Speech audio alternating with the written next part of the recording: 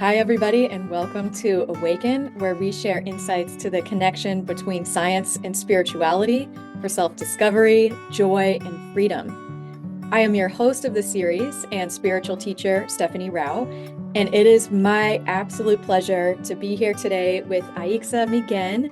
Aixa is a musician, educator, lover of life, and seeker of growth. And the two of us have grown in deep friendship over the last decade based on our mutual desire to follow the inner flame of transformation, growth, and conscious evolution.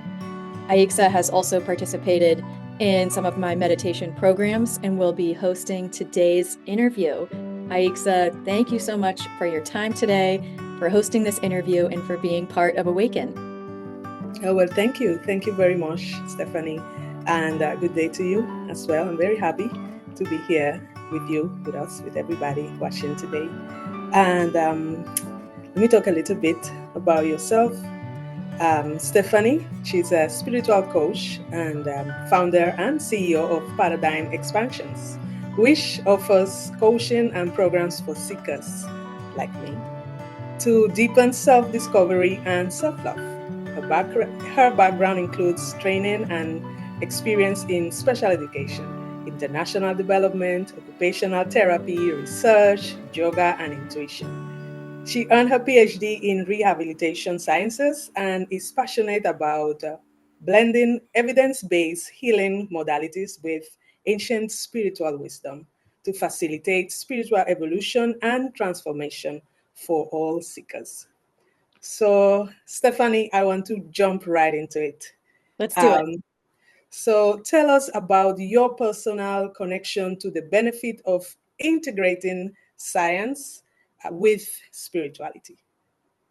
Well, thanks so much for that question. It's really important because we have, like anything, light and dark. We have the masculine and feminine, day and night. We have this yin yang of different perspectives. And to me, science and spirituality offer that yin yang of truth, where science offers so much in terms of being able to rigorously test different ideas to see what the possible outcomes are.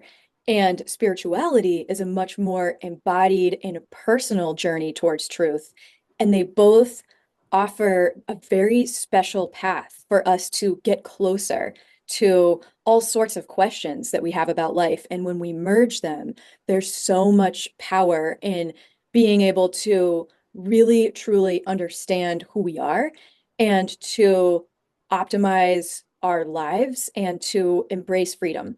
And so I love to find what are the best evidence-based modalities out there where there is so much evidence in neuroscience, in psychology, in rehabilitation on the power of meditation, visualization, gratitude, and reflection. We know all of these things have profound effects on our emotional and physical health and well-being. And yet, there's also so much that spirituality has to offer. There's millennia of accounts of people really exploring their internal worlds and using their own subjective experience of what is true in order to live a more authentic, free, purposeful life. And when we blend those together, when we blend together the insights of what modalities and practices help us get there, and we apply those into our own lives, and also use this ancient spiritual wisdom to deepen our own practice, then we unlock the power to change our lives. Nice, nice. So, I have a next question for you. What is the science behind the approaches that you use? Yes, thank you for that question. As I've started to say, there is a massive amount of evidence across some social science fields that I'm really passionate about. So let's take the concept of visualization. Visualization has been studied in psychology, in rehabilitation, in neuroscience, and in performance athletes. It has shown across different populations to have really beneficial outcomes for us. So I'm going to give you a few examples so you know what I'm talking about. Where Yes. there's let's take the example of athletes. Athletes who visualize their own performance at a meet or at a competition are shown to create pathways in their brain where they're able to, they make it more likely that they perform at their best. And then scientists who really want to study this have broken it down to, okay, let's test finger exercises for people because finger exercises are not necessarily something that people are going to do on their own or have any sort of spontaneous growth in. So some scientists studied, we're going to test people's finger strength, and then we're going to assign one group to do finger exercises like this a few times a day for a few weeks. And then we're going to assign another group to visualize doing those finger exercises, but not actually do them. And then we'll test their finger strength after the fact. Both groups had improvements in their finger strength. The group that actually did the finger exercises had a greater improvement, but the people that only visualized doing the finger exercises still showed a significant improvement in their finger strength. So there is something that visualization offers where we are actually changing our brains and our bodies when we visualize a process or an outcome. Let's also take people with stroke. People post-stroke typically can have really devastating impacts to their motor abilities and their cognitive abilities as well. But the most traditional, the most well understood impacts of stroke might be that someone really loses a lot of motor ability on one side of their body. And rehabilitation experts have used visualization as a method of training people with stroke to regain motor function in, let's say, their affected hand. And when they use a intervention like mirror therapy, where they have someone with a stroke put a mirror over their affected hand and then do exercises in their non-affected hand, then they're watching through the mirror their affected hand do specific exercises. And this helps the brain make that connection once again between the affected hand and the ability to rewire and once again be able to perform those movements. So, what a powerful form of visualization. In psychology, there are studies that people have done, oftentimes with college student volunteers, on okay, we want you to visualize your best self and write about it.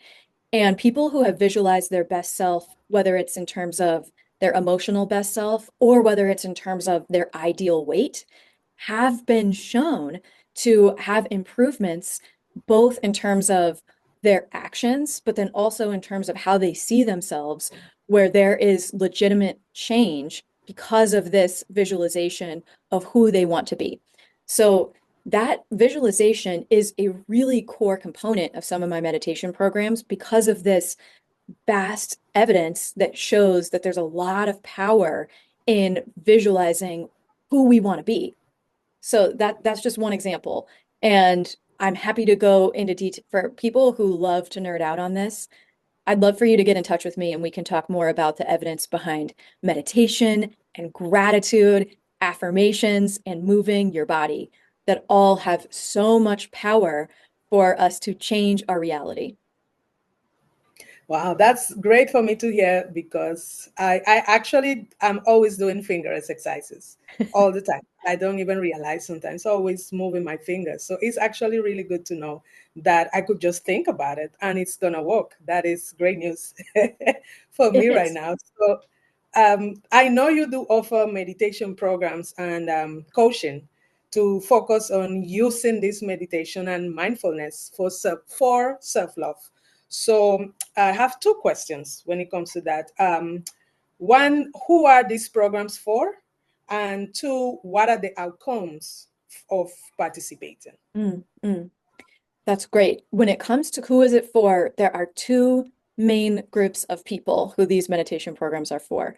The first group is really targeted to women who have followed the script of what they think they're supposed to do with their life and find themselves in a place where they've done what they needed to do, maybe gotten the good job, gotten married, maybe had some kids, and are like, oh no, I am doing everything I'm supposed to be doing, but I'm kind of burnt out. I'm exhausted. I'm not happy, and this isn't working for me.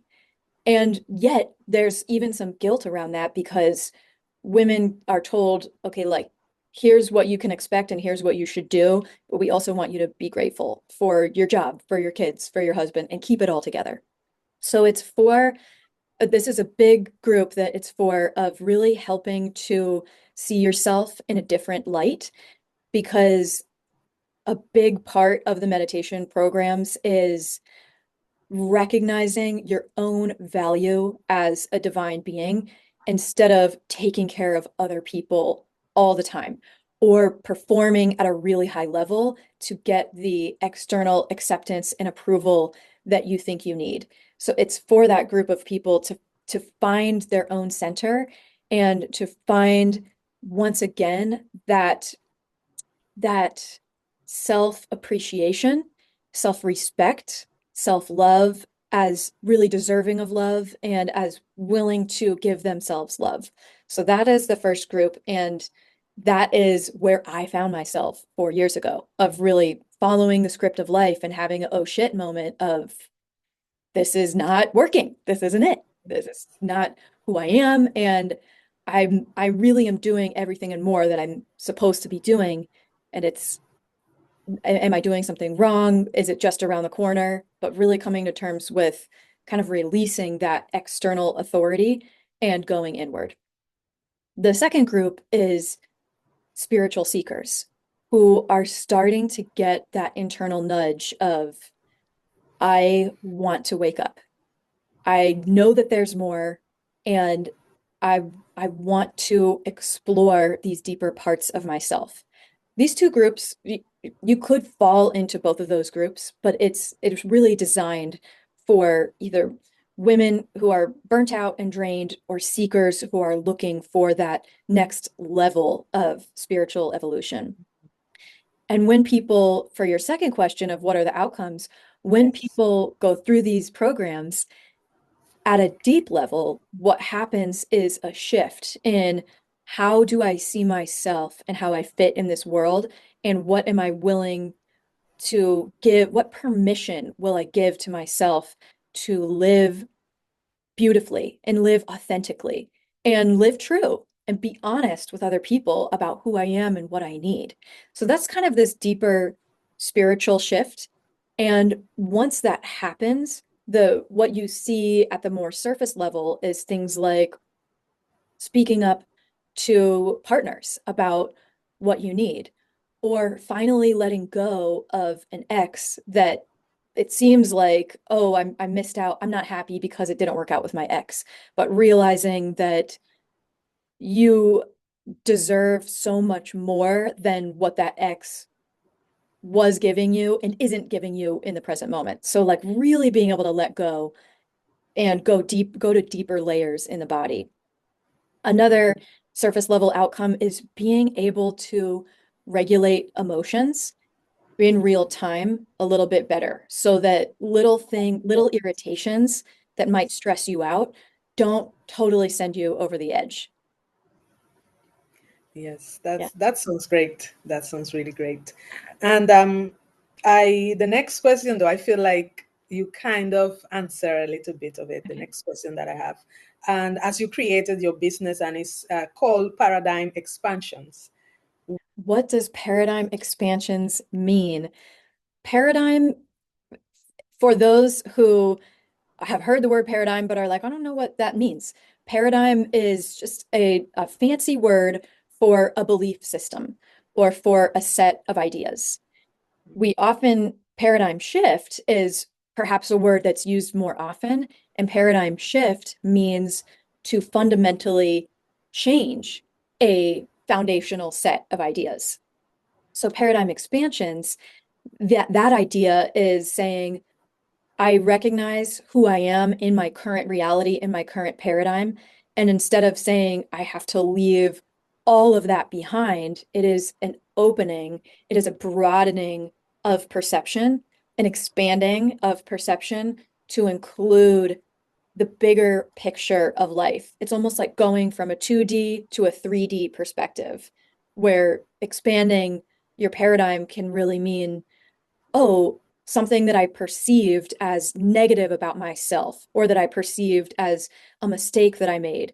Once I expand my idea about my own life and how I see myself, then that negative perception that I have becomes more open to, oh, I can see how that decision was difficult, but how I became who I am because of all these events in my life. So it's really just that bigger picture of how do I see myself and how I fit in this world.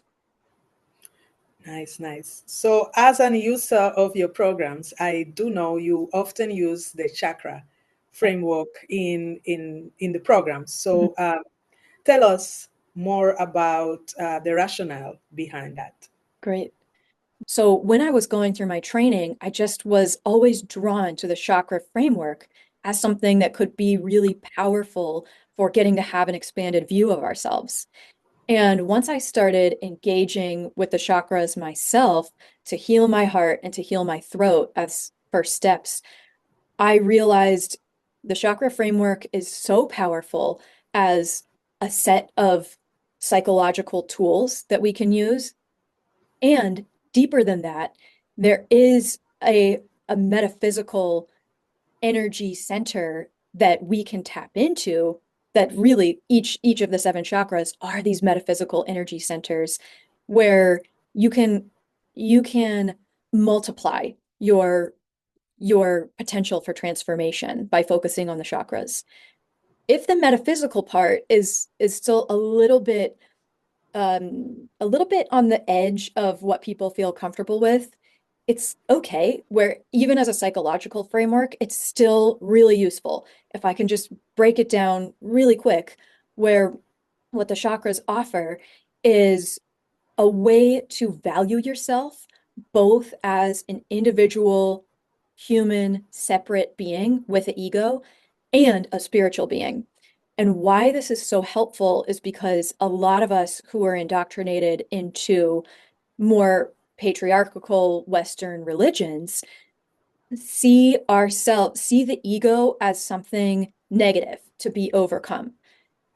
For example, in both Christianity and in Buddhism, that I have the most experience with, to dissolve the ego and connect in either with Christ consciousness or with source energy is kind of the ultimate goal. And I think for women and for people who are very empathic, that is confusing.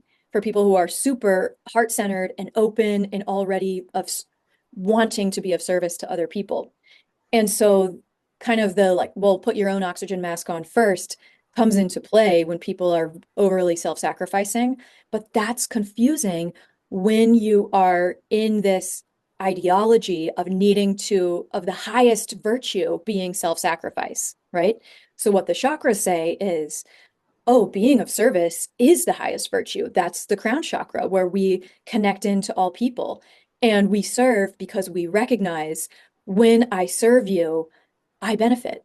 When I serve myself, you benefit, right? Yes. But then it also includes the the more ego center chakras, like I am a human being who is distinct, and I am having my own experience that is unique to you. And I do have a body, and it's good to enjoy sensual pleasures, and it's good to shine in my own leadership. So the lower three chakras offer the virtue of coming into one's own ego identity and then connecting in with the heart to then expand spiritually and still serve other people, where it's not like an either or of you either are a badass, fierce leader and Hmm. you're selfish and manipulative, or you are a service-oriented person who's self-sacrificing. We get to have the both and with the chakra system, which is why it offers really profound transformation possibilities for those people who are super service oriented and empathic and heart centered already and confused about, but does that mean I can't take care of myself kind of thing? Yes, that's so beautiful. I love it. Just thinking about it right now, um, maybe a little unconventional, but I want to ask you if you could walk us through a brief exercise or meditation that you practice with yourself and with your clients that the audience could experience right now. Could you? Absolutely. Thank you for asking. And what I love to do for uh, anyone who's working with me for the first time is to really start with the heart center because that's our connection point. And what we'll do is go through a really interesting visualization where we use the chakra colors and elements. And this is because it gives our brain something interesting to imagine. And so it makes it more embodied and it makes it more easeful and graceful to get into your meditation instead of it being a very like disciplined and disembodied approach. So I'm going to guide you through a visualization. And with the heart chakra, we will do a little bit of self-forgiveness work and also some gratitude. Okay. So Yes. Aixa, I would love for you to participate with me. And as you feel comfortable, you can close your eyes, Mhm. start to deepen your breath, and feel where your body is coming into contact with any surfaces below you, around you. Come into this present moment.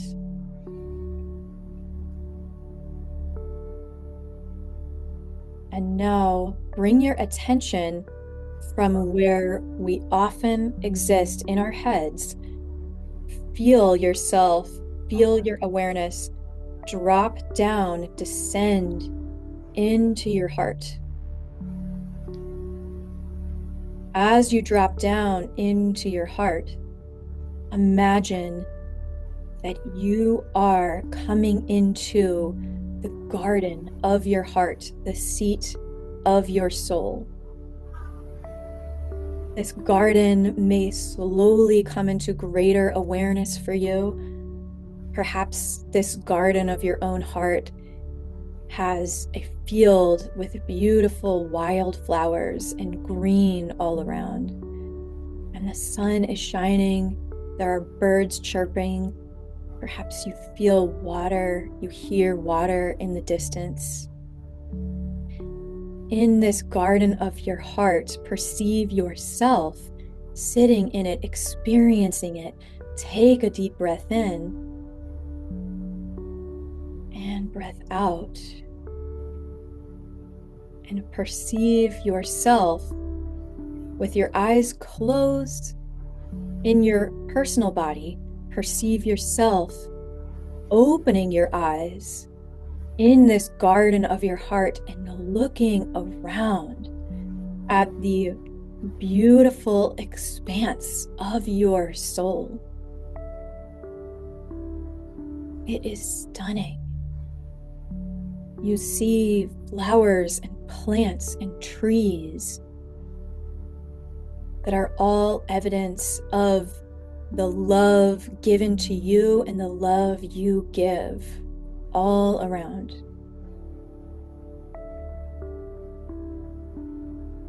As you are here,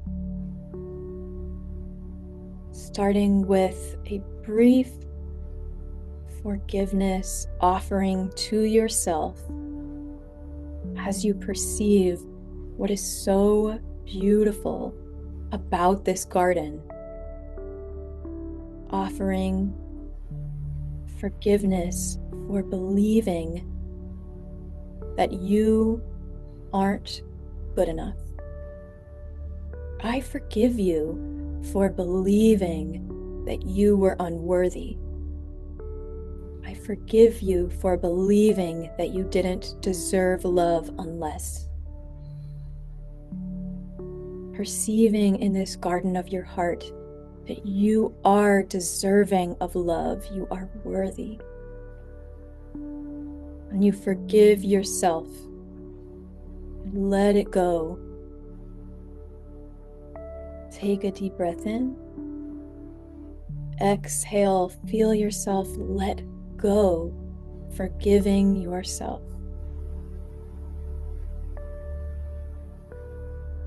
And now perceiving what is going right in your life right now. What is such a blessing to you right now? In this garden of your heart, you open your eyes. Perhaps you see those blessings of your life. Maybe they are literal, you see them as they are, or perhaps you see metaphors, trees and flowers and plants that represent these blessings in your life. And take a moment to feel deep gratitude for what is going so right in your life. The love that you have, the love that you give.